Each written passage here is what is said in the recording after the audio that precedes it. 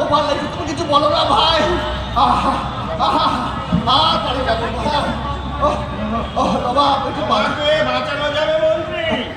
তুমি যদি সবার সামনে আসল ঘটনা খুলে বলো তাহলে তোমাকে বাঁচানো যাবে। বলবো বলবো নবাব, কি জানতে চান বলো। বাজারে দ্রব্যমূল্য বৃদ্ধির কারণ কি? আগে নবাব, আমি বাজারে সব দোকানদের বেশি দামে দ্রব্যমূল্য বিক্রি করতে বলেছিলাম মহারাজ। কেন বলেছিলে?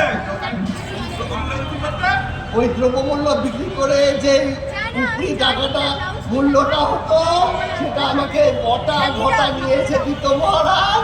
আমার উপরি কামাইটা ভালো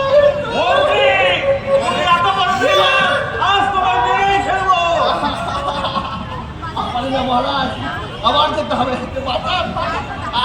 ও বিজ্ঞানী, বিজ্ঞানী, ও তোমার কাছে কি আছে? এটাকে জলদি দাও। আগে নবাব, আমার কাছে